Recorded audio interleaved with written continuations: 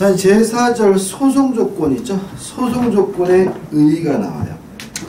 의의는 말 그대로 재판을 하기 위한 전제 조건을 우리가 소송조건이라고 하는데, 만약에 2번에서 구별 개념에서 나와 있는데, 만약에 무죄라면 재판해가지고 무죄 판결하면 되고요. 만약에 소송조건이 결여됐다면 재판을 진행하지 않습니다. 그때 그냥 형식 재판을 통해서 형사 절차를 종결하게 된다는 거 주의하시기 바라고, 이왕 소송조건의 종류해가지고 일반적 소송조건, 특별소송조건, 말 그대로 모든 사건에 공통된 소송조건을 일반적 소송조건이라고 하고요. 특수한 사건에 대해서 요구되는 소송조건을 특별소송조건이라고 하고요. 그 다음에 절대적 소송조건과 상대적 소송조건. 절대적이란 말은 법원이 직권으로 구비됐는지 안 했는지를 판단해야 되는 조건을 말하고요. 상대적 소송조건은 신청이 있어야지만 구비 여부를 판단하는 것을 상대적 소송조건이라고 합니다. 좀 보시다시피 중요한 거 아니죠, 그죠? 그 다음에 적극적 소송조건이니 소극적 소송조건이니 좀 나한테 한번 보시기 바라고, 우리 신경 쓸 만한 것은 우측 하단에 소송조건 흠결의 효과만 좀 신경 쓰자고요. 1번 형식 재판에 의해서 종결한다 해가지고, 만약에 소송조건을 구비하지 못했다면 공소 기각 판결이나 기각 결정 또는 관할 위반 판결 등으로 소송 절차를 종결하게 된다 라는 정도만 기억해 두시면 되겠죠. 근데 마지막에 실체적 소송 조건이 결여됐다면 면석 판결을 합니다. 그래서 큰 틀은 소송 조건을 구비하지 않았다면 재판을 진행할 수가 없으니까 결국 뭐죠? 기각 판결 내지 결정을 함으로써 재판 절차를 종료하게 된다는 것이 결론인 거죠. 그 다음 넘겨보시면 소송조건 흠결의 경합 한번 보시는데 큰 의미는 없고요. 그 다음에 제5항 해가지고 소송조건의 추안입니다. 자, 이게 무슨 말이냐면 소송이 개시됐을 때는 소송조건을 구비하지 못했어요. 그래서 법원이 기각 판결하려고 한단 말이죠. 근데 나중에 그 요건을 충족해서 추후에 완성시켰다면 그것은 어떻게 할 것인가, 이 문제에 대해서 판례는 소극설을 취합니다. 다시 말하면 추후에 소송 조건을 충족시켰다 하더라도 법원은 뭐 하지 않냐면 재판하지 않습니다. 왜 그런 거죠? 기각 판결하고 다시 재판하면 되거든요. 그죠? 굳이 이거를 또다시 그 재판을 끌고 갈 필요는 없다는 것이 우리 판례 입장이에요. 따라서 소송 조건에 대한 흠결은 기각 판결을 하고 추안을 인정하지 않는다는 정도만, 결론만 기억해 두시기 바랍니다. 자, 이제 제4편에서 공판입니다. 넘겨보시면 챕터 1에서 공판 절차가 나와 있죠. 일단 공판 절차에 의해 가지고 강의, 협의, 광의 넓은 의미죠. 준비 절차까지 포함하는 것을 광이고요. 재판정에서 하는 것으로 좁게 생각하는 것을 협의라고 하는데 굳이 구별할 필요는 없고요. 기본 원칙에서 1번 공개주의입니다. 공개주의. 따라서 재판 절차는 원칙적으로 공개하고요. 그래서 제가 전에 이런 말씀드렸죠. 심심하면 법원 가가지고 한번 구경해봐요. 해봤어요? 안 해봤어요? 한번 해봐요. 재밌어요. 가면은 뭐 이렇게 우리가 영화를 보는 것처럼 그렇게 뭐 타이트하게 멋있는 건 없어요. 거의 뭐 도떼기 시장입니다. 한편에 코미디를 보는 것 같은 쾌감을 느끼실 거예요. 이렇게. 실제로 이제 가면은 진짜 이렇게 재판, 이렇게 형사재판 가서 보면 가장 크게 실망하는 사람이 누구냐면 검사. 검사가 참 보면은, 그러니까 우리가 보면은 검사 굉장히 착하고 그렇잖아요, 그죠? 아니에요. 찌질해, 완전. 왜 그러냐면은 수사검사하고 공소유지검사가 이게 분리돼 있어요. 그러니까 수사검사가 따로 있고 재판장에서 먼저 그 참석해서 공소, 재판에 참여하는 검사 따로 분리되어 있는데, 현재 우리나라는 요 공소유지검사는 좀 한직이에요, 한직. 안 하려고 하는 거라고. 그러다 보니까 그냥 표정이 하기 싫은 게 막 써 있어 그냥. 그래가지고 그냥 앉아가지고 꾸벅고 졸고 앉았다 그냥 소리하는 거 쭉 읽어주고 뭐 이런 식으로 그냥 형식적으로 하는 경우가 많습니다. 재밌어요. 한번 보세요. 그 다음에 신경 쓸 것은 뭐냐면 우측의 상단에 보시면 위에서부터 네 번째 줄 4점 이거 나있죠. 공개주의는 제1심뿐만 아니라 모든 재판에 대하여 적용되고 이를 위반할 때는 뭐가 되죠? 항소 이유가 된다. 따라서 만약에 공개해야 되는데도 불구하고 불공개를 했다면 항소하게 된다. 이거 기억해 두시면 되겠죠. 그 다음에 공개주의의 내용 해가지고 누구나 방청할 수 있고 누구나 참여할 수 있어야 돼요. 근데 문제는 3번 해가지고 한계가 있다는 거죠. 특히 이제 뭐냐면은 인기가 있는 사건. 일반적인 재판은 가봐야 방청객이 없어요. 실제로 관련된 가족들 몇 명 이렇게 앉아있거든요. 그죠? 근데 만약에 뭐 연예인이 무슨 재판을 한다더라 뭐 이렇게 굉장히 인기가 있는 사건의 경우에는 뭐 할 수 있어요? 1번 방청인의 수를 뭐 할 수 있어요? 제한할 수가 있는 거죠. 뭐 어쩔 수 없는 거고. 그 다음에 2번 해가지고 특수사건, 예를 들어가지고 국가의 안전보장인과 관련된 사건에 대해서는 공개하지 않을 수가 있어요. 근데 조심할 것은 뭐냐면 이런 경우라 하더라도 심리를 공개하지 않을 수 있는 것이지 선고는 반드시 공개해야 된다는 거 꼭 기억해 주시기 바랍니다. 그럼 이렇게 되는 거죠. 원칙적으로 공개를 해야 되지만 국가 안전보장 등을 위해서 필요하다면 비공개로 하는 것이 가능하지만 뭐는 반드시 공개해야 돼요? 선고는 반드시 공개해야 된다는 거 꼭 기억해 주시기 바라고요. 나머지 것들은 뭐 특별한 거 없습니다. 3번 소년보호사건 비공개가 원칙입니다. 왜요? 소년의 인격권을 아이들의 인격권을 보장해 줘야 되니까요. 그 다음에 4번 퇴정명령. 자, 이건 뭐냐면 아무나 지금 공개할 수 있잖아요. 그죠? 근데 재판장이 판단했을 때 소란스럽거나 문제가 있다면 그 사람은 어떻게 해요? 퇴정명령할 수 있거든요.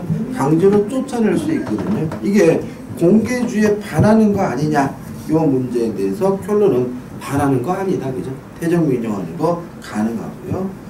그 다음 5번 피해자 진술 시 피고인의 퇴정. 이게 무슨 말인지 아시겠어요? 그죠?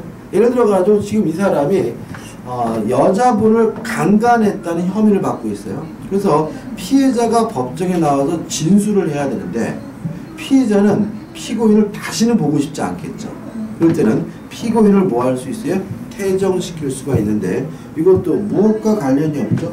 공개주의와 관련이 없다는 거 기억해 두시면 되겠죠. 그냥 넘겨보시면 이제 법정에서의 사전 촬영과 녹음이죠. 그러니까 우리가 이제 보면은 그런 거 있죠. 뭐 옛날에 미국 같은 경우에는 법정에서 이렇게 재판하는 장면이 찍히는 경우가 많죠. 우리나라는 안 하죠. 그죠? 안 하고 안 하는데 이게 안 하는 것은 원칙이고요. 예외적으로 법원에 허가가 있으면 할 수가 있어요. 근데 문제는 우리나라 법원은 허가를 안 해줘요. 왜 안 해줘요? 나중에 문제가 생기니까. 괜히 그 허가해줬다가 뭐 초상권 침해니 뭐 명예훼손이 말이 많으니까 원칙적으로 사진 촬영이나 녹음은 뭐가 돼요? 금지가 되지만 그 다음에 재판장에 허가가 있다면 그때는 가능할 수 있다는 거 좀 기억해 주시기 바랍니다. 그죠? 보시면 세 번째 보시면 재판장은 피고인의 동의가 있는 때 하나요 신청에 대한 뭘 할 수 있어요? 허가를 할 수 있다 정도만 기억하시면 되겠죠. 일단 2번 구두 변론주의가 원칙입니다. 따라서 말로 주고받게 되고요. 하단에 3번 직접 심리주의가 원칙입니다. 따라서 전문 증거는 인정되지 않습니다. 다시 말하면 예를 들어서 목격자가 있으면 그 목격자를 데려다가 직접 신문해야 되는 것이 원칙이죠. 따라서 목격자가 올 수 없다 그래서 목격자한테 그 말을 들었습니다 라는 전문 증거는 증거 능력을 인정하지 않게 돼요. 그래서 우측에 위에서부터 네 번째 줄 보시면 그 대체물은 사용해서는 안 된다는 원칙을 말하는 제도로 전문 증거 능력이 제한 등이 있다 해가지고 전문 증거에 대한 증거 능력을 제한하고 있는데 이것이 뭐죠? 직접 심리주의와 관련돼 있다 정도만 기억하시면 됩니다. 그 다음에 집중 심리주의입니다. 이것도 시험에 잘 나오는데 그러니까 이런 얘기죠. 재판을 시작하면 하루에 다 끝내면 좋잖아요. 얘기죠. 근데 하루에 다 끝낼 수가 없으면 내일 또 하라는 얘기입니다. 그러니까 민사재판 같은 경우 어떻게 하냐면은 민사재판은 오늘 재판했어요. 얘기죠. 그러나서 보름 후에 다시 재판하겠습니다. 이렇게 해가지고 어떻게 해요? 띄엄띄엄 하거든요. 띄엄띄엄. 근데 문제는 민사재판처럼 이렇게 띄엄띄엄 하면은 뭐가 가장 큰 문제냐면 재판이 지연된다는 것도 문제지만 판사의 심증 형성이 제한되죠. 예를 들어가지고 그날 재판에서 이놈이 범죄를 저지른 건 맞습니다 해가지고 판사한테 어떻게 해요? 이거 맞는 것 같은데 라는 심증이 생겼어요. 근데 만약에 한 달 후에 재판을 해요. 그럼 그때 느꼈던 걸 까먹었어. 그래가지고 또 다시 시작한다면 이게 공정한 재판을 할 수가 없기 때문에 한 번 시작하게 되면 집중적으로 계속해서 해야 된다는 주의가 뭐죠? 집중 심리주의 또는 계속 심리주의라고 하고요. 의의 나와 있고요. 취지 나와 있고 근거해가지고 간단히 말씀드리면 형사소송법의 근거 규정을 두고 있습니다. 도저히 1, 2번에서 복잡하게 나와 있는 것은 과거에는 그런 규정이 없었다. 그렇지만 지금은 형사소송법에서 집중 심리주의에 대해서 명문으로 근거 규정을 어떻게 해요? 마련하고 있다. 시험 문제 어떻게 가끔 나오냐면 집중 심리주의에 대한 형사소송법의 명문 규정은 없다 그러면 뭐가 돼요? X가 되고요. 형사소송법의 근거 규정을 두고 있다 정도만 기억하시면 되겠죠. 됐습니까? 그 다음 넘겨보시면 이제 공판 심리의 범위가 나와요. 이를 심판의 대상입니다. 양가를 일본해가지고 공소장에 기재된 공소사실에 한정됩니다. 다른 것에 대해서는 법원은 심판할 수가 없습니다. 왜냐하면 만약에 공소장에 기재되지 않은 것도 법원이 심판할 수 있다면 공소제기를 검사에게 독점시키고 있는 것이 의미가 없어지죠. 그죠? 판사가 보니까 검사는 보니까 강간이라고 공소가 제기됐어요. 근데 가만 보니까 이놈이 강간도 했을 뿐만 아니라 절도도 했어요. 그래서 판사가 어떻게 해요? 공소장에 기재되지도 않았는데 절도에 대해서 뭐 한다면요? 심리한다면 결국은 공소제기는 검사가 독점한다는 원칙에 위배되는 거죠. 그래서 법원은 공소장에 기재된 사실에 대해서만 심판할 수 있는 것이 원칙입니다.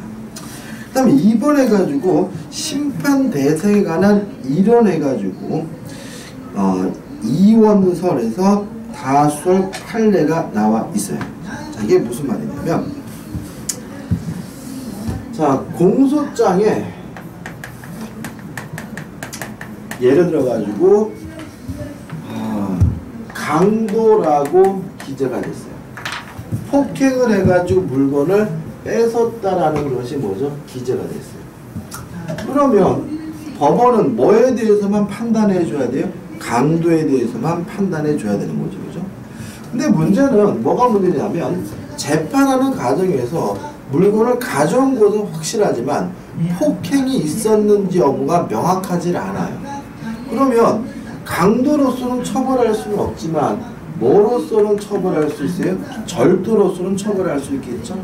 이럴 경우에는 검사가 공소장을 뭐 한다면요? 변경한다면 절도에 대해서도 심리할 수 있다는 이론이 뭐죠? 이원설입니다. 이해되시는 얘기죠? 다시 말하면 원래는 기재된 사항에 대해서만 뭐 할 수 있는 거예요? 심판할 수 있는 거죠. 근데 만약에 공소장을 검사가 뭐 한다면요? 변경한다면 원래 기재되지 않은 사실에 대해서도 심판할 수 있다 이런 의미고요. 그 교재 한번 읽어보면은 첫 번째 공소장에 기재된 공소사실이 현실적 심판 대상이고 공소사실과 동일성이 인정되는 사실이 뭐죠? 잠재적 심판 대상이 되는데 결론 부분입니다. 이와 같은 사실을 인정하려면 공소장 변경을 뭐죠? 요한다. 다시 말하면 공소장 변경이 있다면 잠재적 심판 대상에 대해서도 법원은 뭐 할 수 있어요? 심판할 수가 있다. 이런 취지가 되겠죠. 그 다음에 이혼설에 관한 이론적 체계가 나와 있는데 뭐 특별한 것은 없고요. 우리가 신경 쓸 것은 우측에 맨에 보시면 공소장 변경 해가지고 공소장 변경이 허용된다는 정도만 기억하시면 되고, 그 다음에 기판력 해가지고 만약에 절도에 대해서 유죄 판결이 나온다면 전체 범죄에 대한 기판력이 인정된다 정도만 기억하시면 됩니다. 나중에 우리가 기판력을 또 배우는데 기판력이 솔직히 좀 어려운 부분입니다. 그래서 이제 2항에서 뭐가 나오는 거죠? 공소장 변경이 나오는 거죠. 의의는 공소사실을 바꾸는 것을 공소장 변경이라고 하는데 여러 가지 방식이 있습니다. 1. 추가하는 방식이 있죠. 다시 말하면 새로운 범죄 사실을 추가하는 방식이 뭐죠? 있고, 그 다음에 두 번째 철회하는 방식이 있습니다. 여러 가지 공소 사실 중에서 몇 가지를 철회하는 공소장 변경이 있고요. 그 다음에 세 번째 가장 대표적인 것이죠. 범죄 사실 내용을 변경하는 것을 우리가 뭐죠? 있죠. 그래서 요 세 가지 방법을 하는 것이 뭐죠? 공소장 변경이죠. 다시 말하면 추가할 수도 있고요. 뺄 수도 있고 또 내용을 어떻게 바꿀 수도 있습니다. 넘겨보시면 이제 구별 개념이 있어요. 추가 기소와 공소 취소와는 다르다. 자, 이런 얘기죠. 예를 들어 가지고 A라는 범죄에 대해서 공소가 제기됐어요. 그래서 이 범죄와 동일성이 유지가 되는 상태에서 공소장의 내용을 바꾸는 것을 우리가 공소 변경이라고 하는 거죠. 그러니까 한 재판에서 이루어지는 거죠. 자, 근데 그게 아니라 이 사람에 대한 비범죄에 대해서 새롭게 다시 공소가 제기됐어요. 이걸 우리가 뭐라 그러죠? 추가 기소라고 하는 거죠. 그죠? 따라서 추가 기소는 공소 제기가 어떻게 해요? 여러 개 있는 것이니까 공소자 변경과는 뭐죠? 차이점이 있고요. 또 공소 취소와도 물론 차이점이 있겠죠. 만약에 비범죄에 대해서 공소를 취소하는 것과 공소자 변경은 당연히 차이점이 있습니다. 그 다음 2번 공소장 정정. 이거는 뭐예요? 실수를 바꾸는 걸 말합니다. 다시 말하면 공소장을 제출했는데 잘못 적어놨어요. 잘못 적은 것을 바꾼 것을 정정이니까 변경과 차이점이 없죠. 그 다음 3번 제도의 취지해가지고 1번 피고인의 방어권 보장을 위해서 인정된다. 자, 이게 무슨 말이냐면 공소장 변경이 있어야지만 그 사실에 대해서는 법원이 뭐 할 수 있어요? 심판할 수 있는 거죠. 다시 말하면 변경이 없다면 기재되지 않은 사실에 대해서 뭐 할 수 없어요? 심판할 수 없는데 가장 중요한 이유는 뭐죠? 피고인의 방어권 보장인 거죠. 자, 이런 얘기입니다. 제가 변호사예요. 변호사인데 공소장이 제출됐어요. 뭐에 대해서요? A라는 범죄에 대해서. 그럼 저는 A라는 범죄에 대해서 변론하기 위해서 준비하겠죠, 그죠?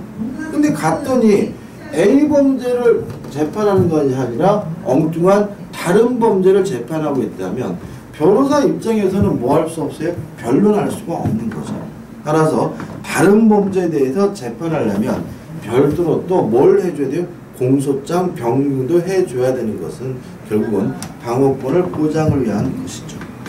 그 다음 2번 공판의 심리, 능률을 신속하기 위한 것이다. 이해되시나요?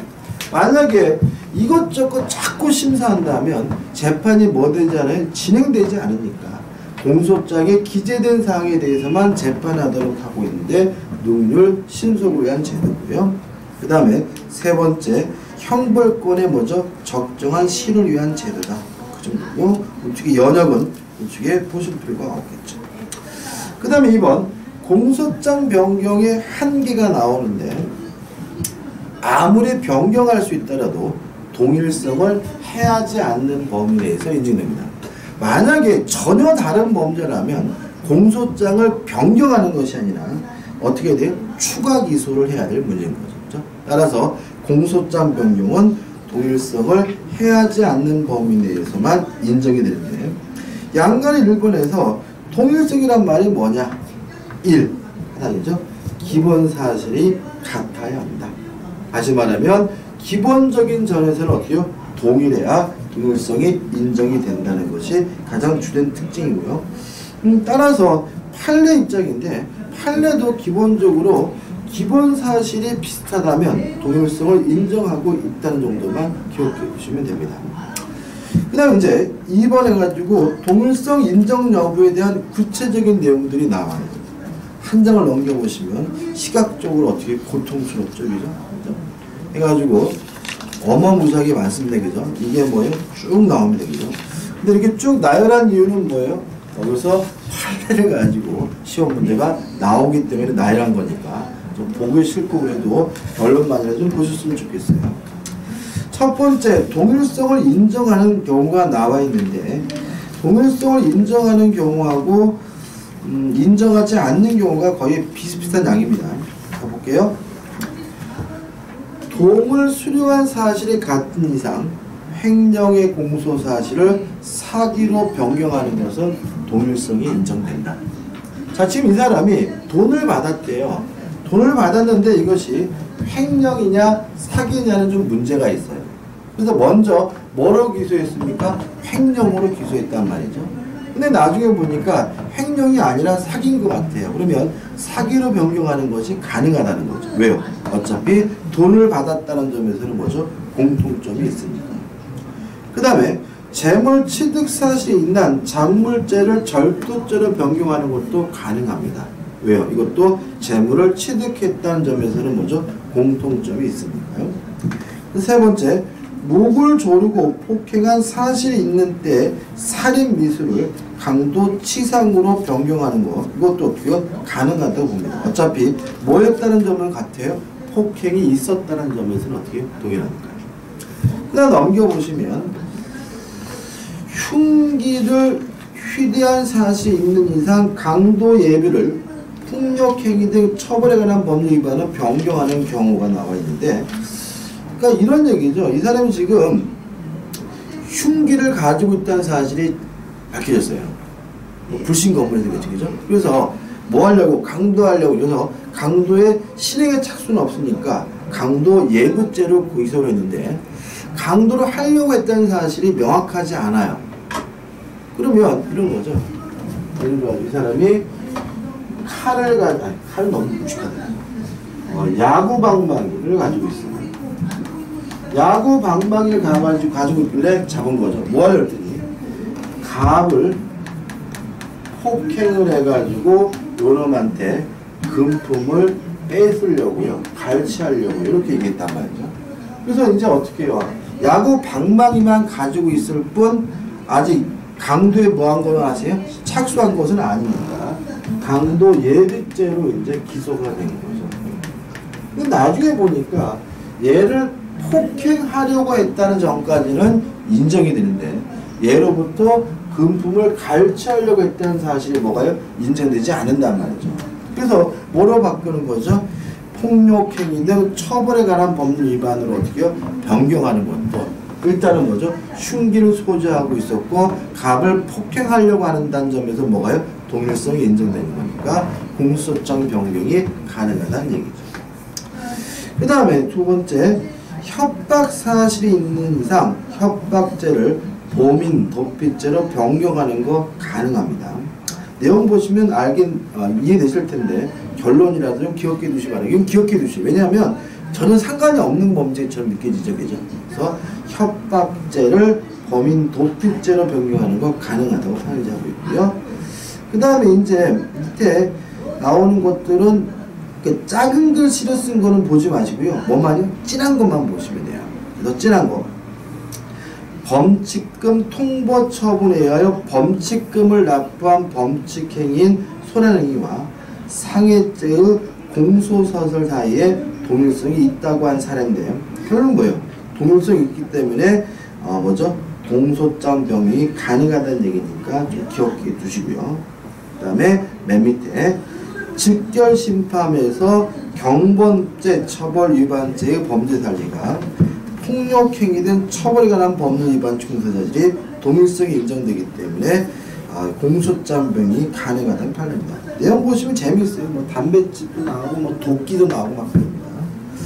그 다음 우측에 보시면 강간으로 기소된 공소사실이 확정 판결을 받은 경범죄 처벌 위반의 범죄사실과 동일하다고 본 사례 해가지고 내용 보시면 뭐라고 나냐면 손목을 잡고 욕설을 하며 진로를 방해했어요.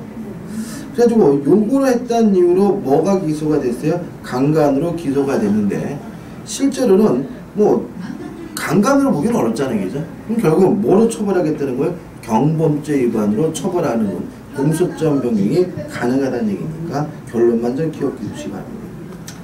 그 다음에 하늘에 진한 것은 포괄 일제에 있어서 공소장 변경의 허가 변경의 기준이 나와 있는데 이런 것들은 안 보셔도 됩니다. 추상적입니다. 넘겨보시면 피고인이 공인중개사의 업무 및 부동산 거래 신고에 관한 법률 위반 공소사실로 약식 명령이 확정된 후 다시 횡령 공소사실로 기소된 사안에서 확정된 약식 명령의 공소사실과 공소가 제기된 횡령 공소사실은 행위의 태양이란 말은 모습입니다. 행위의 모습이나 피해 모비 등을 서로 달리하지만 규범적으로는 공소사실의 동일성이 인정된다는 이유로 같은 취지에서 면수를 송구한 원심의 조치가 정당하다 이렇게 나왔잖아요. 그죠? 자, 이게 무슨 말이냐? 이 사람은 공인중개사법을 위반했어요. 그래가지고 뭘 받았죠? 약식명령을 받은 거죠. 그러고 난 또다시 횡령죄로 또 뭐가요? 공소가 제기된 거죠. 그럼 만약에 두 가지가 동일한 범죄로 판단된다면 횡령죄로 또다시 뭐 하면 안 돼요? 처벌하면 안 되겠죠. 그래서 우리 판례는 두 가지가 뭐예요? 동일성이 인정되기 때문에 횡령죄로 뭐 할 수는 없어요? 처벌할 수 없기 때문에 뭐 하게 되는 거죠? 면소 판결하게 되고요. 따라서 이것은 뭐죠? 정당하다 이런 얘기죠. 횡령이란 말이 뭔지 아시죠? 그죠? 보관하고 있는 재산을 쓰는 거잖아요. 그죠? 다시 말해 이런 얘기입니다. 중개업자가 중개 의뢰인으로부터 돈을 받아뒀어요. 받아둔 돈을 뭐죠? 써버렸기 때문에 중개사법 위반으로서 기소가 돼서 뭐예요? 약식명령 결정을 받은 거잖아요. 그죠? 근데 만약에 중개업자가 아닌 일반인이 보관하던 돈을 쓰면 뭐가 되는 거예요? 횡령이 되는 거잖아요. 그죠? 그래서 또다시 뭐로 기소가 된 거예요? 횡령으로 기소가 된 거죠. 근데 이건 뭐예요? 동일한 범죄라는 거죠. 그러니까 횡령죄에 대해서는 뭐죠? 면소 판결을 해야 된다는 얘기입니다. 그 다음에 이제 하단에 이제 동일성이 인정되지 않는 경우입니다. 솔직히 이런 문제를 푸실 때는 인정되지 않는 것을 기억해 두시는 것이 문제 풀 때는 빨라요. 어차피 문제는 어떻게 해요? 인정되지 않는 경우를 물어볼 테니까. 그죠? 첫 번째입니다. 약식 명령이 확정된 소방법 위반의 범죄 사실과 업무상 과실치사상 지상 업무상 실화의 공소사실은 동일성이 인정되지 않습니다. 따라서 다시 별도로 공소 제기해야 되고요. 따로따로 뭘 해야 돼요? 처벌해야 되니까 이중 처벌이 아니란 얘기죠. 그 다음 두 번째, 강도 상해죄와 작물 취득죄 사이에는 공소사실의 동일성이 인정되지 않습니다. 따라서 공소장 변경 허용되지 않고요. 별도로 기소를 해서 따로 처벌해야 됩니다. 우측에 보시면 맨 위에 명예훼손죄와 공소장 변경 신청 등 업무 상해죄 사이에는 공소사실 동일성이 인정되지 않는다는 말이 나오겠죠. 다시 말하면 업무 방해죄하고 명예훼손죄하고는 솔직히 거의 상관이 없는 거죠. 별개의 문제니까 공소장 변경 허용되지 않고요. 또 별도로 다시 공소를 제기해서 처벌을 따로 해야 된다는 얘기입니다. 그 다음에 밑에 나오는 거는 상해하고 폭력에 관한 문제인데 한번 보시면 될 것 같고요. 그 다음에 세 번째 판례는 경범죄 문제니까 보시되 이거는 재미로 보시는 거겠죠. 재미로. 그 다음에 맨 밑에 보시면 비자금입니다. 이런 거 나올 수 있죠. 비자금의 사용으로 인한 업무상 횡령의 전과 비자금 조성이란 업무상 배임죄의 점은 별개의 범죄입니다. 다시 말하면 지금 비자금을 써버렸어요. 그래서 업무상 횡령죄로 기소가 됐는데 이것을 비자금 조성이란 업무상 배임죄로 공소장 변경할 수 있느냐? 없다. 전혀 별개에 걸린 범죄인 거죠. 따라서 둘 다 처벌할 수 있는 것이다. 이런 의미겠죠. 보시면 되고 넘겨보시면 이제 뭐가 나오냐면 교통사고 나오죠. 이건 당연한 거죠. 그죠? 교통사고를 내가지고 보험금을 청구하는 것이 미수가 됐어요. 봐야 되겠네요. 자, 과실로 교통사고를 발생시켰다는 각 교통사고처리특례법 위반죄와 고의로 교통사고를 낸 뒤 보험금을 청구하여 수령하거나 미수에 그쳤다는 사기 및 사기 미수죄는 별개의 전제입니다. 이게 무슨 말이냐면 예를 들어서 여러분들이 운전하다가 과실로 사고를 냈어요. 근데 예를 들어가지고 무면허 운전 예를 들어가지고 과실로 사고를 냈는데 중앙선을 침범했어요. 중앙선.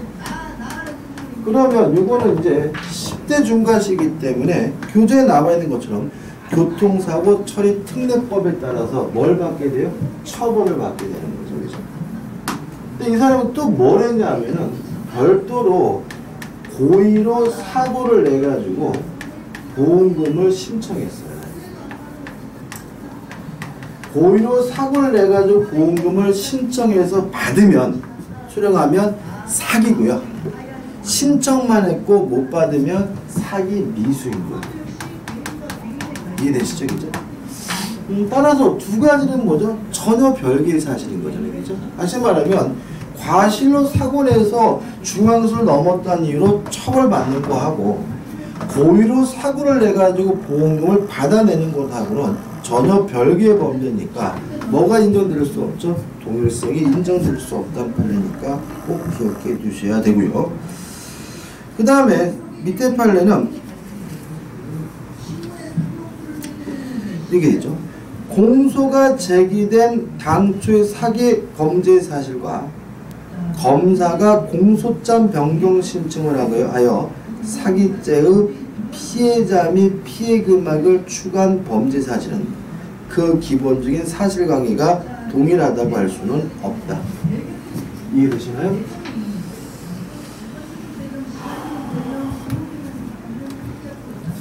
갑이란 놈이요, A라는 사람을 사기쳤다는 이유로 뭐가요? 공소가 제기됐어요. 근데 나중에 요 갑이 B라는 사람에게 또 다시 사기를 쳤다는 사실이 밝혀졌어요. 그래서 요 B라는 사람의 사기죄를 저지른 걸 여기다 어떻게요? 추가하는 뭘 한 거죠? 공소장 변경을 한 거죠. 허용되지 않는다.